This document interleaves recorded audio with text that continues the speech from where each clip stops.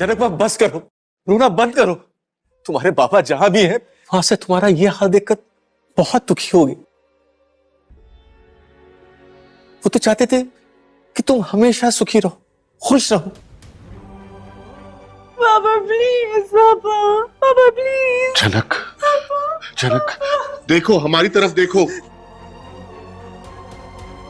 जिन लोगों ने भी तुम्हारे बाबा के साथ ये किया है ना, उन्हें छोड़ेंगे नहीं। बदला लिया जाएगा उनसे।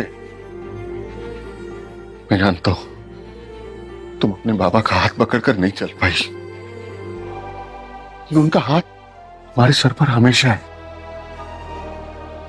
उनका आशीर्वाद हमेशा तुम्हारे साथ है जनक। कहीं नहीं गए वो तुम्हारे साथ हैं। और अब छोटौन एक भाई की तरह झनक को सांत्वना देने की कोशिश करता है कि शरीर गया है, आत्मा नहीं, और अब उसे हिम्मत रखनी पड़ेगी। पर झनक, हमने प्रॉमिस किया था कि हम नए शहर में जाके नई दुनिया बसाएंगे, पापा और मेरी छोटी सी दुनिया। वादा तोड़ के चले गए, वादा तोड़ दिया, हमारा सपना तोड़ दिया पापा। अब मैं क्या करूंगी? बड़ी दुनिया में कौन मुझे छोटी जगह देगा? कौन? पर जहां झनक को अब भी शायद विश्वास नहीं कि अनी ही उसका हाथ और साथ नहीं छोड़ेगा, वहीं अनी से झनक की ये दर्द नहीं देखी जाती, वहीं अनी से झनक का ये दर्द नहीं देखा जाता।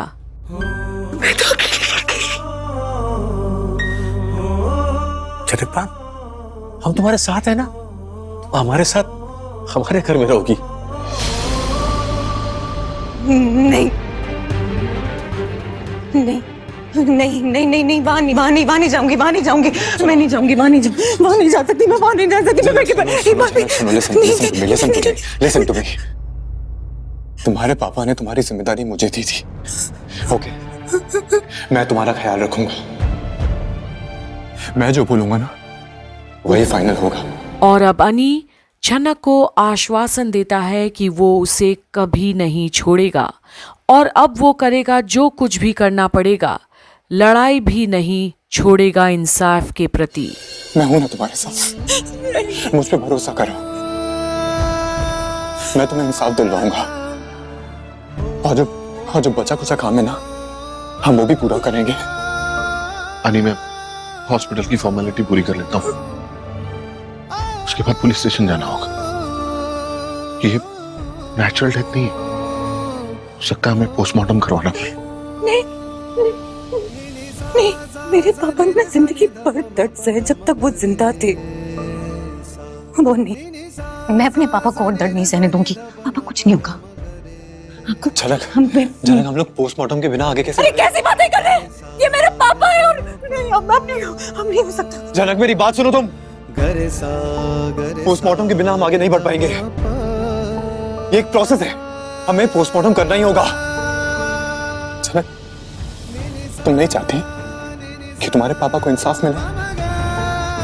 तुम चाहती हो ना कि तुम्हारे पापा को इंसाफ मिले? बताओ। और अब अनी झनक को जबरदस्ती सुनाता है बातें, ताकि उसे समझ में आए कि मामला यहीं तक नहीं है, खत्म नहीं हुआ, अब भी बहुत कुछ। जनक, अभी अगर तुमने कदम पीछे लिए ना, तो तुम्हारे बाबा के गुनहगार आजाद हो जाएंगे।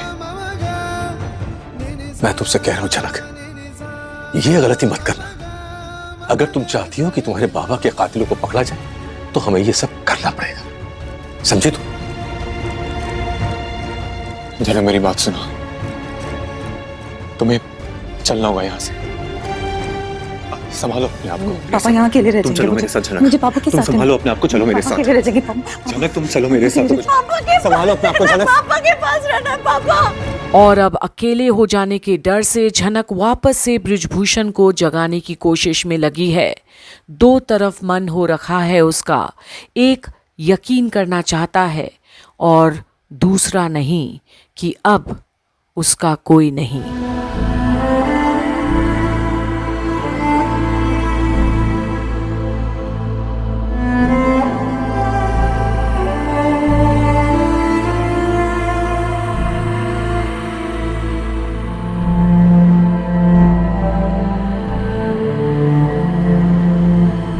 और सभी खड़े देखते हैं झनक की बेबसी को, पर कर नहीं सकता कोई भी कुछ, क्योंकि ये झनक का पर्सनल लॉस है।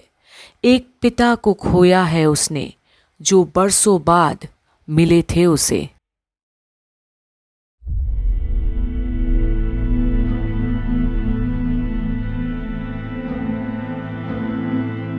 जीरू, यहाँ पे खड़े रहकर कोई फायदा नहीं है। बॉडी पोस्टमार्टम के लिए जाने वाली है, उसमें 2 दिन लगेंगे। अंतिम संस्कार उसके बाद ही होगा। देखिए, हमें अभी घर के लिए निकलना चाहिए।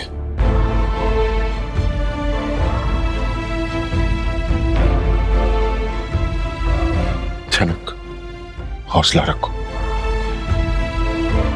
अफसोस तो इस बात का है कि तुम अपने बाबा का शोक तक नहीं मना सकती। बहुत बड़ी जंग है तुम्हारे सामने, याद रखना ये बात। हिम्मत नहीं बची मेरे पास, हिम्मत नहीं बची वो लड़ने की। ऐसा क्यों बोल रही हो झनक? हिम्मत तो रखनी होगी ना, हम सब लोग हैं ना तुम्हारे साथ। झनक देखो, हॉस्पिटल की फॉर्मेलिटीज पूरी हो चुकी है तो। हाँ, तो घर चले जाइए।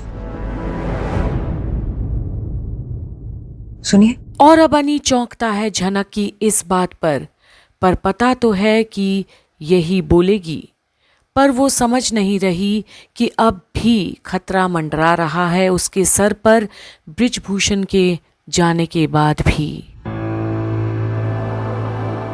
रास्ते में मुझे भी मेरे घर ड्रॉप कर देंगे? क्या झनक, तुम क्या अकेले रहोगी? आज जो तुम्हारे साथ हादसा हुआ है, उसके बाद तुम्हें लगता है कि हम तुम्हें अकेले रहने देंगे? तो आप क्या चाहते हैं? क्या सोचते हो हमारे बारे में? हम में इंसानियत नहीं है क्या? आपके साथ हूं, उस घर में जिस घर में मुझे नहीं, मैं उस स्थिति में नहीं हूं कि मैं उस घर जाके और परेशानियां झेल सकूं। मुझसे नहीं होगा। झनक, किस बात की परेशानी?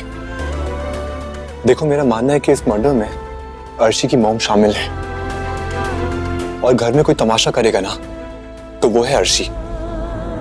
मुझे पता है कि घर के बाकी सदस्य भी उसी का साथ देंगे, लेकिन झनक, मैं सब संभाल लूंगा। क्या संभालेंगे? एक और तूफान नहीं झेल पाऊंगी। और अगर तुम मेरे साथ नहीं चलोगी तो क्या मेरी जिंदगी में तूफान नहीं आएगा? ऐसा लगता है तुम्हें? तो बहुत गलत लगता है। और अब सच्ची बात रखता है अनी भी झनक के सामने। अब तो अनी के जीवन में सिर्फ और सिर्फ तूफान ही आएगा, कोई उसे चैन से नहीं रहने देने वाला। पर तब भी अनी झनक का साथ नहीं छोड़ना चाहता, क्योंकि उसने वादा किया है ब्रिजभूषण से, और इंसानियत नाम की भी चीज तो होती है। पर ये सब के बीच कहीं अनी ही बलि का बकरा ना बन जाए सृष्टि के हाथों। तो आगे क्या होगा, ये देखने के लिए बने रहिए कंप्लीट बॉलीवुड पर, जहां आप देख रहे हैं झनक की सारी अपडेट्स। क्योंकि अब असली मायने में अनी और झनक की प्रेम की कहानी इसी दर्दनाक मोड़ से होगी शुरू।